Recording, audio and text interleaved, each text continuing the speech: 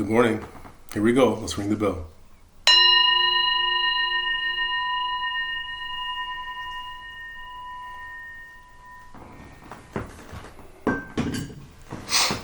Let's take a nice easy breath in and make that big sigh.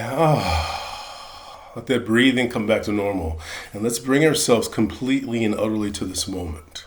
You know, if you ever want to open a jar, say a pickle jar, and guys always want to be able to get it. You know what I mean? Someone will give it to you, and you want to demonstrate your strength. You know, we want to understand the process of opening a pickle jar.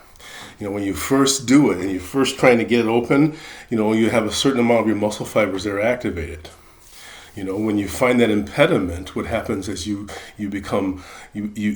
channel more of your power. More of your muscle fibers actually become activated for the job. Initially, you know, there aren't nearly as many, but when you reach that blockage, all of a sudden we become more focused and we have a burst of energy, and that's when you get that, and that pops right off.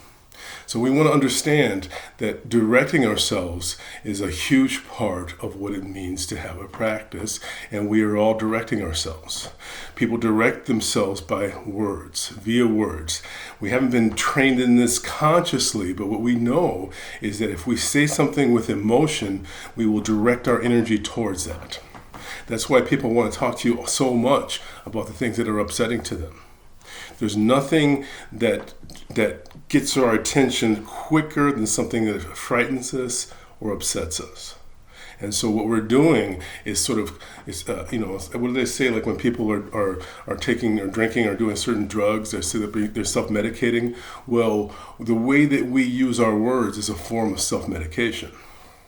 So we want to understand that. So just sitting here, and I'm going to access some of the elements in words that I have given myself to help shield my own consciousness. You know, be patient with me for a moment. I'm not used to doing this in front of other people, but let's give it a shot.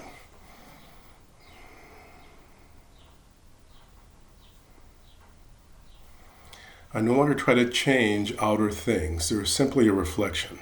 I change my inner perception, and the outer reveals the beauty so long obscured by my own attitude. I concentrate on my inner vision and find my outer view transformed. I find myself attuned to the grandeur of life and in unison with the perfect order of the universe. That's a piece that I got, excuse me, that's a piece I got from Ralph Bloom's book, the Book of Runes. And by the way, I highly suggest that you track down the Book of Runes. One of the things I do for my clients is rune readings. And, the runes, especially, runes are, it's not just that book, but this particular source is such a great tool. So anyway, I got that particular piece out of the Book of Runes. So let's try another one. Lord, I know not what to ask of thee. Thou only knowest what I need. Thou lovest me better than I know how to love myself.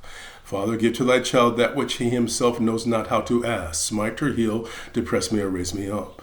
I adore all thy purposes without knowing them. I am silent. I offer myself up in a sacrifice. I yield myself to thee. I would have no desire than to accomplish thy will. Teach me to pray. Pray thyself in me. This is an Islamic prayer. So for myself, again, I have an eclectic background. I have a lot of, my background has a lot of different groups in it, So, how it was here in America in the Old South, where there's a lot of groups in my background, my stepfather is Jewish. I grew up in an Irish neighborhood. And so for me, and to me, the beauty of America has always been the eclectic nature of it. The idea that people came from all over the world and came here. And so, there's an old saying in terms of creating meditation practice that if you dig 1 foot down in lots of different spots, 100 different spots, you don't get as deeply in. But to me, the spot that we're digging is right here inside ourselves. We're digging always for that area. And what we want to do is make sure that we're directing everything, all of our energy as much as we can, more and more in a laser-like focus toward where we actually want to go and not where we think we're wanting to go. When we become afraid, it's easy for us to go back to some of those old values. We reset those values. When we become afraid, the ways that we were originally taught how to do things is how we come back to. Even not even just fear, but stress. You may not like how you were raised, but very often when we are put on our high levels of stress, we reset to those original pathways. And so we want to make sure that we are directing ourselves and not being conditioned by our past. Family is wonderful, but it doesn't always exist for you. Sometimes it exists to hobble you. So we want to be aware of that. Let's do one more, and then I want to give you a mission for the day. So let's sit up tall again, just breathe, and if you would, just listen for a moment. Here we go.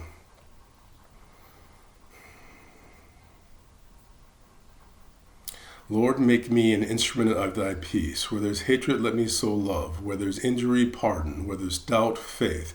Where there's despair, hope. Where there's darkness, light. O divine Master, grant that I may not so much seek to be consoled as to console, to be understood as to understand. Lord, make me an instrument of thy peace. Where there's hatred, let me sow love. Where there's injury, pardon. Where there's doubt, faith. Where there's despair, hope. Where there's darkness, light. O divine Master, grant that I may not so much seek to be consoled as to console, to be understood as to understand, to be loved as to love. For it's in giving that we receive, it's in parting that we are pardoned, it's in dying to self that we're born to eternal life. That's the prayer of St. Francis. Okay, and by the way, I got that particular one, that particular translation of it from Ekanth Eswern, Ekantheswern, I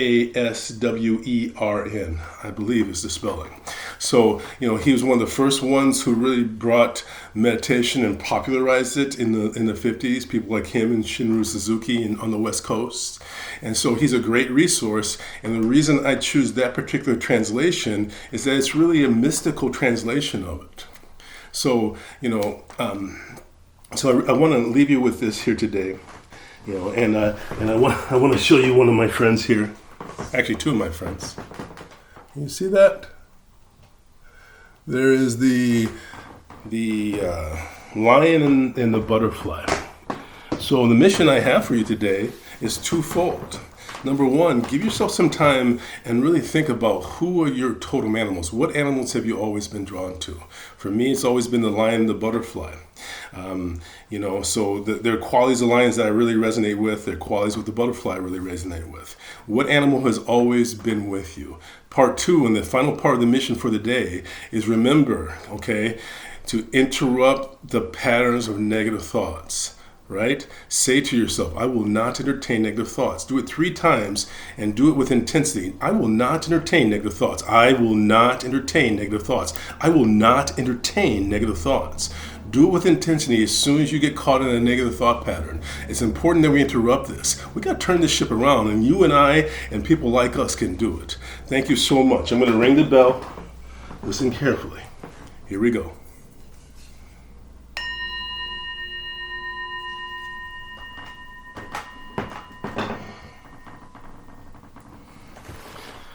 One of the things that we as human beings are afraid of is we're afraid to look at ourselves. We're really afraid to look at ourselves in the mirror. We don't want to have that experience. But the path of freedom is also the path of clarity, and it's the path of surrender. We have to be able to surrender and let go in order to become who we need to be. That path of purification is the pathway that we need for creativity. So I'm going to bring my hands together, and I want to bow to you and thank you for what you are doing in making the world a better place. Namaste. Let's go.